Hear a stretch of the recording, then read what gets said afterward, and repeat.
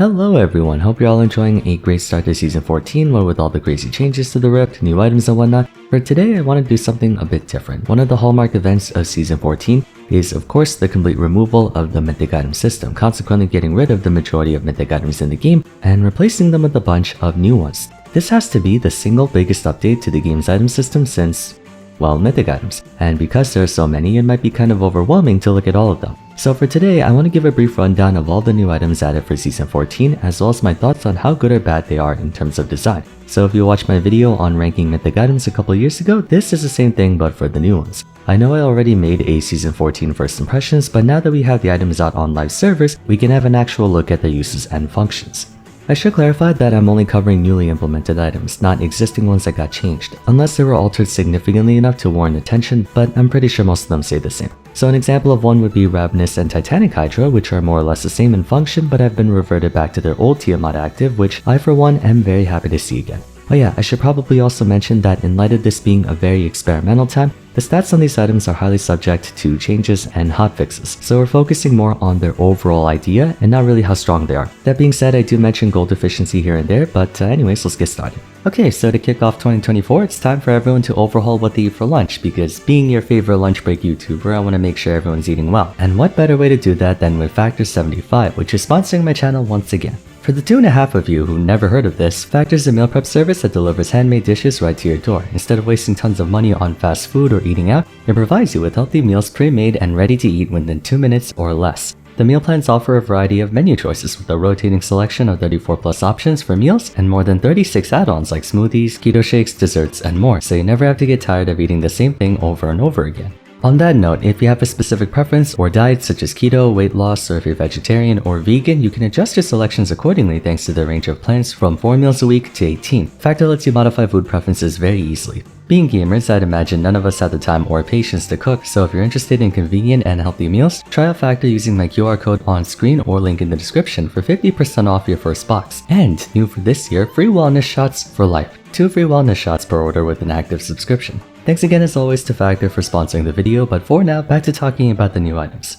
First one will be Crypt Bloom, an ability power item granting 70 AP, 15 haste, and 30% magic penetration. Whenever scoring a takedown against an enemy champion, you get a redemption-like effect that heals all allies within the circle. Starting off with arguably the most contradictory item on the list, the base stats would imply this item is suited for damage, especially with that 30% magic pen, but the item passive reinforces a more supportive motif. I personally think Crypt Bloom, man that's hard to enunciate, is intended to be a damaging item for carry supports or mages with supportive capabilities, so Seraphine might want to build this, not the worst idea. You might also see Brand or Zyra pick this up if they want to go for a mixture of helping and hurting, so there are use cases for this type of item, though I kind of understand how it could be a head scratcher. Come to think of it, while I'm sure they would much rather just build Void Staff, I can picture some AP diver champs taking this item to help them survive in teamfights like Diana, Katarina, and whatnot, who are usually right in the thick of things. Might just be an edge case though. Regardless, 6 out of 10 item.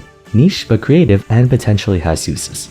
Item number 2 is Dawn Core, a new enchanter item, giving 40 ability power, 20 ability haste, and 150% bonus mana regen, with 2 passes, giving 3% heal and shield power plus 5 bonus AP for every 100% base mana regen you have, in addition to summoner spell haste. Not much else to say about it. It's a decent item to build on heal and shield supports like Sona, Lulu, Soraka, and whatnot. The summoner spell haste will definitely come in handy for having exhaust and heal on deck more often. I'll give it a 7 out of 10. Item number 3 is Experimental Hexblade, offering 55 AD, 20% attack speed, 300 health, 30 ultimate haste, and giving a long-lasting attack and movement speed buff when using your ultimate. This is a very solid item, both in terms of the composition of stats it provides, but also the intent behind it. Champions are very ultimate and auto-attack dependent will want this, so we have Jax, Tryndamere, Renekton, Olaf, maybe Wukong. It has broad coverage, so we might see a lot of use from this item, which makes me glad that it's a very mild array of stats compared to the old ultimate casting items like Spear Shojin way back in the day. I like it, effective but not oppressive, 8 points. Item number 4 is Hollow Radiance, supplying a generous 600 health, 100 health regen, and 40 magic resist, and it's a Sunfire item. Finally, at long freaking last, we have an MR Sunfire item. Top laners have been begging and pleading for this for as long as I can remember, and it's finally here. The main difference between Hollow Radiance and Sunfire though is that it's more suited for wave clear and lane control rather than extended fights, given the second passive component deals a burst of damage to nearby enemies whenever you kill something, in a similar fashion to Tristana's E passive. On the other hand, Sunfire Cape increases the burn damage when fighting champions. 10 out of 10 items, sue me, I'm biased. You have no idea how great it is to finally get a Sunfire Cape for Sylas, Vladimir, and whatnot. Now all we need for them is a magic resist Grievous Wounds item, please. Item number 5 is Hubris, a new assassin item that gives 60 AD, 15 ability haste, and 18 lethality. You know, standard fare. When scoring a takedown against enemy champions, you get a long-lasting AD boost equal to the number of statues you have. So this is definitely a good long-term item, as over time that bonus AD can ramp up to 20, 25, 30, depending on how much guild participation you have. Aside from that, it's basically a stat stick, doesn't have any additional components. You can think of this as a nerfed version of Sword of the Occult. I'd give it 10 points if we're judging how hilarious its passive is, but pragmatically 6 points. Strong item, just not really the most inventive. Item number 6 is Kynic Rukern, a new tank item that can only be described as a portable Galio W passive. With a staggering 80 magic assist, 400 health, and 150 health regen, after not taking damage for 12 seconds, you get a magic damage shield to the tune of 20% of your max health. This is the ultimate burst protection item. If you're staring down a Lux, Syndra, or anyone who tries to nuke you off of one rotation, this is exactly what you will want to build. Personally, I was always frustrated with MR items being either too situational or too all-purpose. Anytime we had anti-AP items, they would have some kind of weird condition to them that makes them ineffective against burst damage. Now though, we finally have a good one. Although a part of me feels like the stats on this item are a bit too good. I'm not sure when I'll upload this, but I kind of hope it gets nerfed since 80 magic resist and a 20% max HP shield for 2900 gold is pretty serious. But then again, MR items in my opinion should be more gold efficient than armor given their more selective nature. 8 points.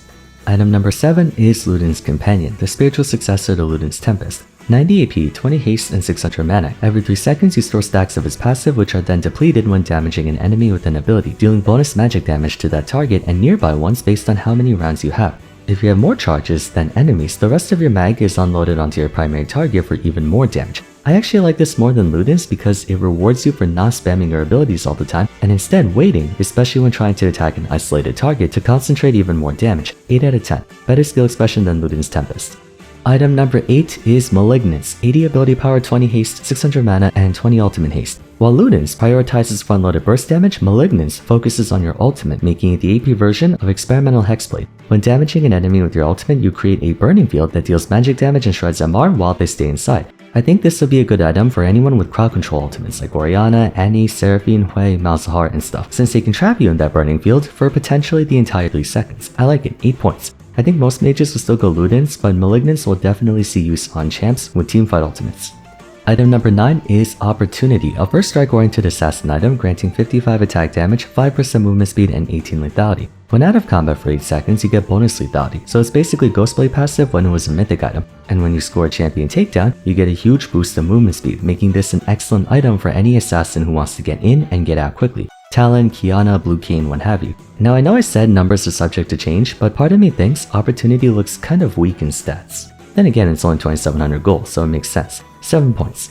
Item number 10 is one of my favorites, not in terms of me building it, but in terms of inclusion. It's a Tiamat item for assassins, 60 AD, 20 haste, and 18 lethality. Everyone knows the passive component, I'm sure, and the active is almost identical to Ravenous Hydra, except it does more damage to champs below 30% health. Much as I hate assassins, I'm glad they have their own Hydra. Some assassins greatly struggle from poor wave clear, especially when fighting champions with good neutral games, and though I don't think assassins should be able to insta-clear waves like a mage or ADC, it's nice to have it. Although, in light of the cleave passive no longer being applicable through abilities, I'm not sure who would want this item. You want Ravenous Hydra on Zed, Talon, Kiana and stuff because their abilities could trigger the AoE splash. Now it can't. But I guess we'll see. I'm making this on literally the day the patch came out, so I don't have the empirical data yet. 7 points. Item number 11 is Storm Surge, a backloaded damage item. 100 AP, 10 magic pen, and 5% movement speed. If you deal 35% of a champion's max health or more within 2.5 seconds, you get a boost of movement speed for 2 seconds. And after 2 seconds of having dealt that damage, lightning strikes on the target for bonus damage. Essentially, Storm Surge is a combination of Phase Rush and Electrocute. Great option for mages or AP champions who specialize in burst trades. Silas, Echo, Ahri, Elise, champions that try to do as much damage to you in one rotation quickly, not really wanting to go for all in fights. I remember Vanderil had a ton of fun with this item on the PvE, especially on EP Alistar. I can see this being a really fun item or a really problematic one in terms of balance. Either way, I do like the premise of it. 8 points.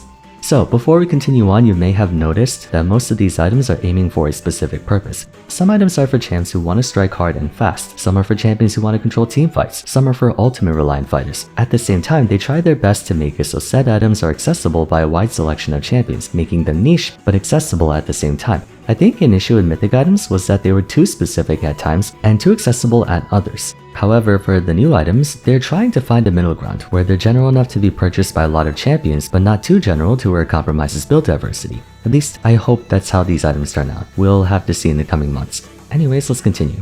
Item number 12 is Sundered Sky, another burst trade item, 55 AD, 15 haste, and 300 health. Your first attack on a champion every 6 seconds deals approximately 1.5 times damage and heals you for a portion of your base AD and missing health, with excess healing briefly turning into bonus health. An interesting item. It appears to take inspiration from Divine Sunder in more than just the name, which by the way, I am so glad Divine Sunder is gone. That was the most bullshit item in the game, even more than Hullbreaker. Although Sunder Sky is in percent health damage and is quadruple the cooldown of Spellblade, plus there's no armor pen attached to it. The difference in cooldown and application is what changes the item from a sustained DPS item like Divine Sunder to more of a burst trade item, so you might see this on Pantheon, maybe Aatrox, Volibear, Kled. I could definitely see this being abused on ranged top laners though. There isn't anything suggesting this item is less effective on ranged champs, which might mean we're giving Jace, Gangplank, and Quinn free sustain, and I don't know how to feel about that. I know it has to cool down to 6 seconds, but I'm not really sure if this item is all that great from a design standpoint. Like, you wouldn't see Mundo building this even though he benefits from that bonus health.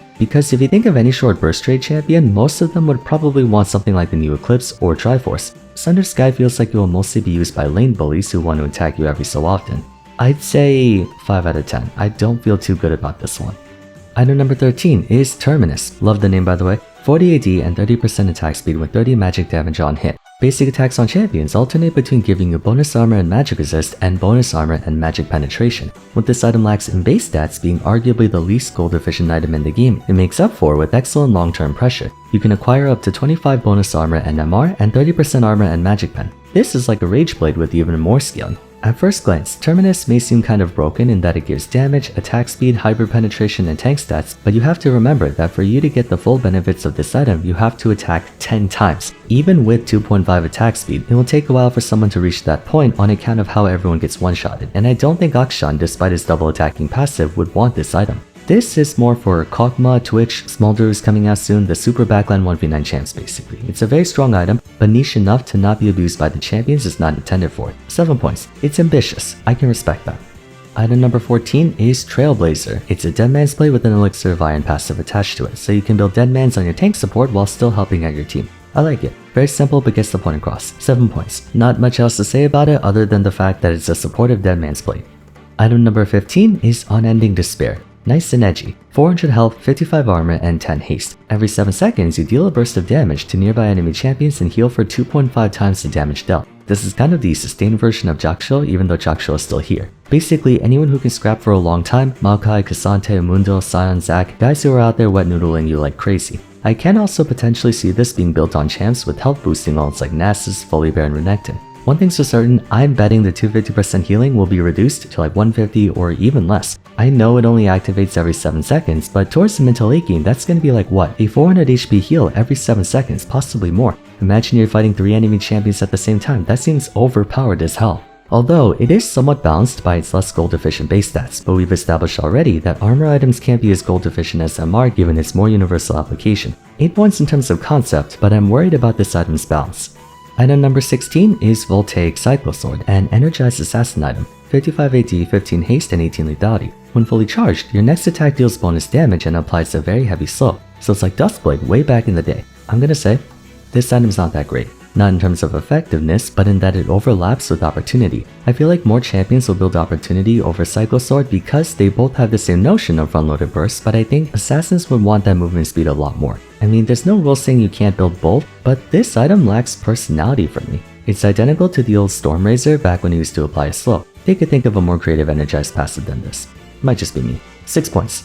And last but not least, the new support items. There are 5 of them, each with different effects. Celestial Opposition reduces incoming damage from champions upon being struck and emits a big slowing field afterwards. So it's like Crown of the Shattered Queen's damage reduction. Nice to have on tank supports who generally don't have as much durability as top or jungle tanks. Solstice Slay, try saying that 5 times fast. Slowing or CCing an enemy champion gives bonus health and movement speed to you and the most injured ally nearby, making this a good burst trade item for supports who want to quickly poke and then back away. Bloodsong is a Spellblade item. Finally, supports get a Spellblade that's very thoughtful of Riot. It has the exposed weakness effect that even Shred used to have. I can see Leona players rushing this if they're paired with Samira and want to go in for the kill. Dreammaker is the enchanted support item that gives either a shield or bonus damage whenever supporting an ally, summon Aerie in item form essentially. And lastly, Zazak's Realm Spike, god these names. This is for poke and carry supports like Xerath, Zyra, and Vel'Koz, good for trade damage given the max health component. Honestly, looks kinda broken if you ask me. Okay, so that covers all the new items for Season 14. I didn't go over existing item changes like the adjustments they made to Eclipse, Youmuu's, Cyrilda's and whatnot because then we'd be here forever. All in all, I'm excited for this season. I've said this before, but I don't care if these changes are good or bad, if they bounce the game or if they make it crazier. I'm just glad Riot stopped being conservative and is going crazy with the new season like they used to back in Seasons 5 through 8. Let me know your thoughts on the new items in the comments down below if you agree or disagree with my ratings on them. But for now, if you enjoyed the video, I'd appreciate it if you could leave a like and subscribe. Don't forget to follow me on Twitter at Vars, join my Discord server, and check out my Season 14 First Impressions video if you haven't yet. But till next time, thanks so much for watching, and I look forward to seeing you again soon. Take care.